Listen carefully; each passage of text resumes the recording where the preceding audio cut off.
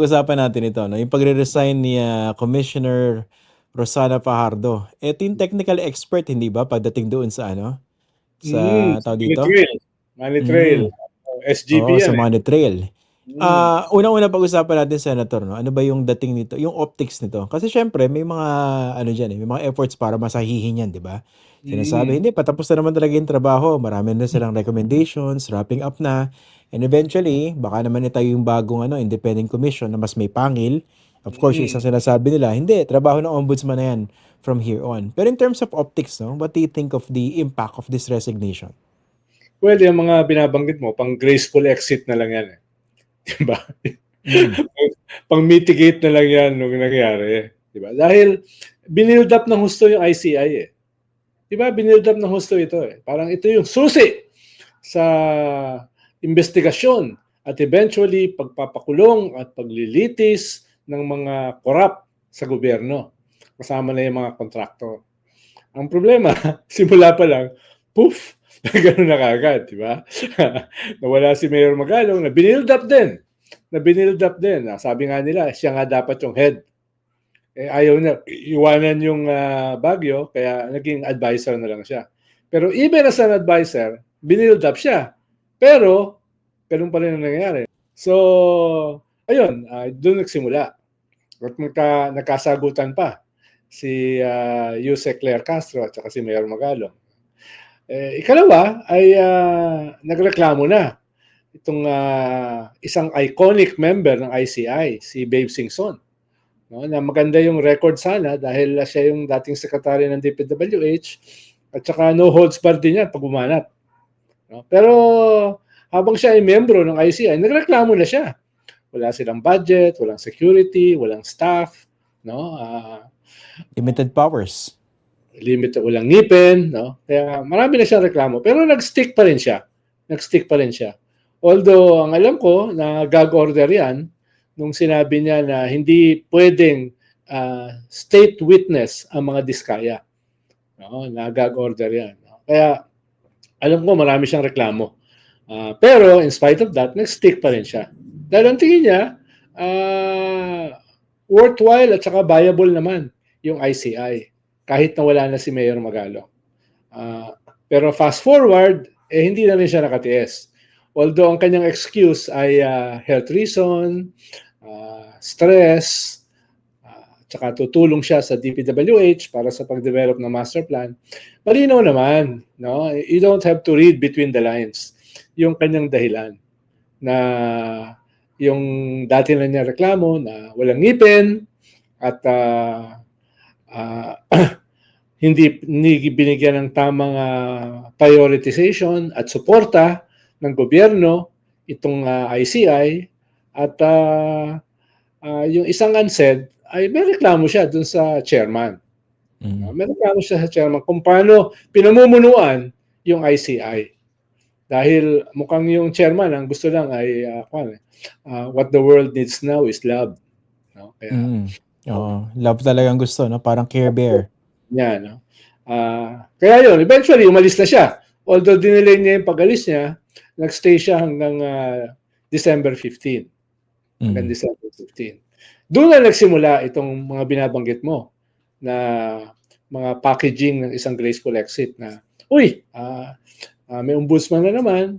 Dati pa naman may ombudsman. Pero sabi na, may ombudsman na. So, yun na yung gagawa nito. No? Ikalawa ay limited naman daw yung mandate at saka timeline ng ICI. May naalala ka ba na may nagbigay ng limited timeline para sa ICI? Wala. Di ba? Wala namang ginawang ganun eh. No? Tapos, ito nga, actually, a few weeks back, nagsabi na si Fajardo na siya ay aalis. Pero parang ang pangit naman, nasabay silang aalis ni Babe Singson. Kaya nagsabi siya, aalis siya next month. Pero mukhang hindi na nakatiis, umalis na rin ngayon. No? Alam ko, ang agreement, next month pa siya aalis. Para medyo may pacing out. Ngayon, ang hirap niyan, no? Ang hirap niyan dahil ang hirap magtawag ng quorum sa ICI.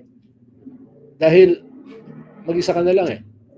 So, ka magtatawag ng quorum at sino ang magkukan. Mm. Hindi, tsaka Sen, ang isang problema rito ganito, no? Ang daming mga na-disappoint dito sa walang nakulong na malalaking isda, with the exception of Sara Diskaya, bago magpasko. Kahit yun yung pinangako ng ombudsman, yun yung pinangako ng presidente, walang nangyari. Tapos makikita natin, nag-unravel pa yung ICI. So talagang malaking dagok ito. Kumbaga, this is not something that should not be taken seriously.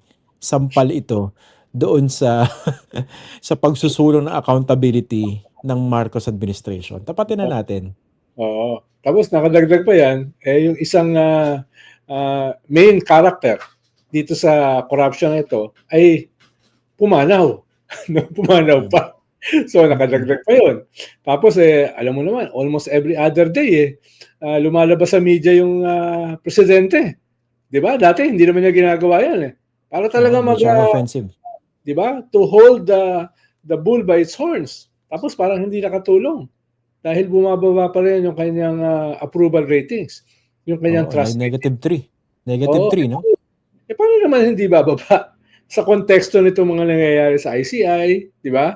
Nangyayari dito sa mga hindi napakulong, doon sa mga hindi nakasuhan, no? Kaya anong itsura ni Secretary Vince Dizon? Naka-3 beses na yata siya nag-suggest na kasuhan yung 87, no? Including several senators, several congressmen, no? At saka even a cabinet secretary. Pero ano nangyari? Hindi man lang nakasuhan. Iba ko sabihin pa yung nakulong, no? Yeah. Pero hindi na nakasuhan.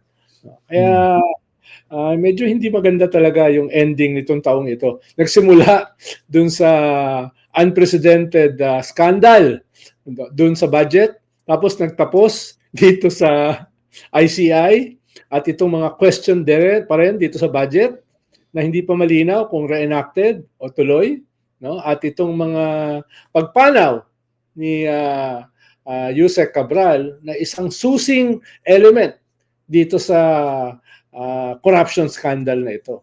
So talagang annus horribilis itong taon na ito para sa presidente, para sa gobyerno. Yeah, na-mention hindi ganun kaayos. Paano nila yung messaging? Sabi mo nga, optic. Tsaka yun ang risk doon, Senator, di ba? Dahil the President decided to borrow your words to take the bull by its horns. Siya nagsabi, mahiya naman kayo sa kanyang zona. So, nag-take charge siya dito sa biggest corruption scandal in Philippine history. So, naturally, if he falls short, he will take all the blame. And this is what's happening now. Kaya that explains bakit bagsak na bagsak yung kanyang trust ratings. Ang gusto ko lang idagdag na konteksto rito, masyado naman yata nag-e-enjoy itong si Sara Duterte dito sa kanyang sariling trust ratings. Of course, ang sasabihin ng mga ng mga nagsasurvey, of course, pwede i-compare yung trust ratings ng iba't ibang mga opisyal ng gobyerno dahil hindi naman yan dependent sa kanilang trabaho kumpara sa approval. Pero sa akin, ganun pa rin yun no? Kasi wala naman trabaho yung Vice President kundi mang-asar, kundi mag-ikot sa iba't ibang bansa, kundi i-fan yung flame ng mga DDS. Diba? Walang trabaho Walang ginagawa.